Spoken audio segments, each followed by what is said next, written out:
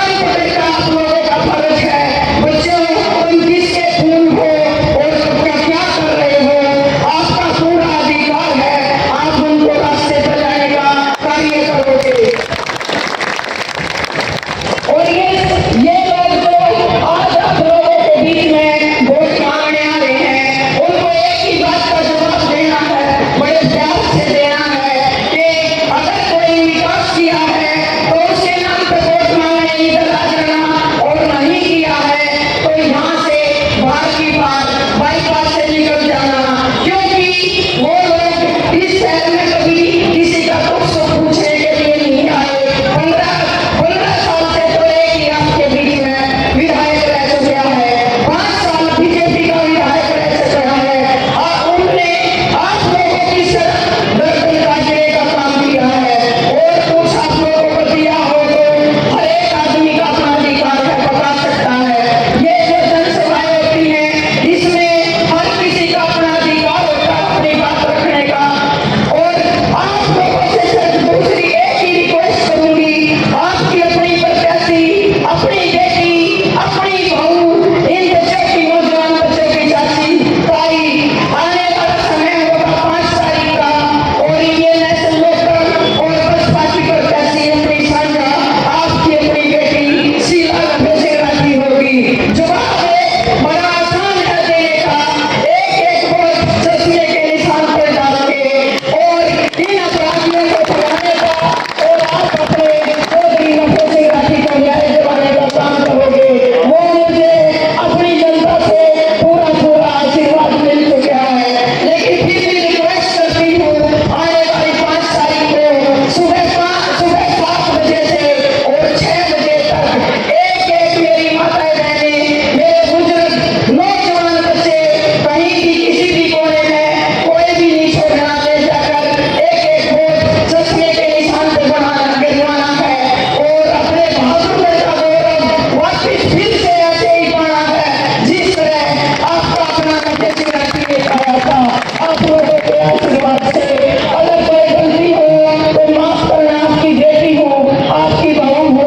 और अगर की कोई बात दुख में कही गई हो तो फिर भी माफी मांगती हूँ, नहीं तो आप आने वाला समय आप लोगों का होगा, विकास भी होगा और सुरक्षा भी होगी। ये